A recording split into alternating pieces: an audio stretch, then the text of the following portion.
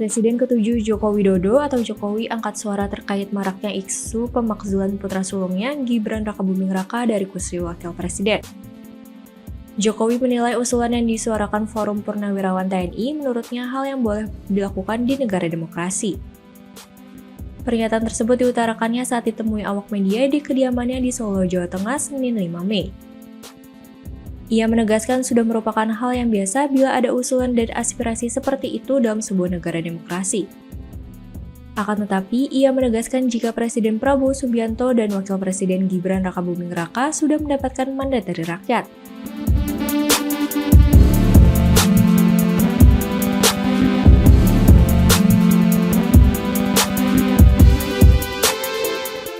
Hal tersebut dilakukan melalui pemilihan presiden atau Pilpres 2024 yang dimenangkan secara sah oleh Prabowo Gibran. Terkait prosedur pemakzulan, Jokowi menegaskan yang jelas menyalahi konstitusi. Ia menyebut pemakzulan melalui tahap yang panjang, yakni melalui MPR, Mahkamah Konstitusi atau MK, dan kembali ke MPR. Selain itu, juga perlu ada alasan yang kuat sebagai contoh terbukti korupsi atau melakukan perbuatan tercela sesuai yang diatur konstitusi. Pak Jokowi terkait pemakzulan Mas Gibran itu tanggapannya seperti apa?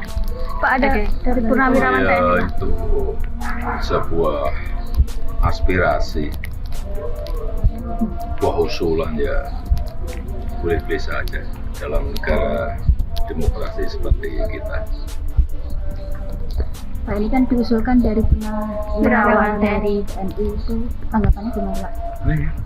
Boleh-boleh saja, itu kan aspirasi dalam negara demokrasi, biasa saja. Tapi Mas Gibran sendiri kan dipilih oleh rakyat Pak, dengan adanya usul pemakzulan seperti apa? Ya itu semua orang sudah tahu bahwa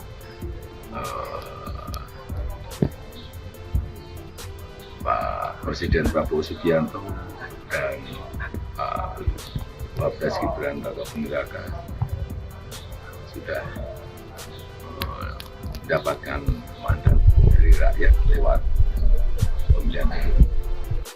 Mas Gibran dinilai menyalahi konstitusi oleh partai. Ya itu semuanya kan sudah terus.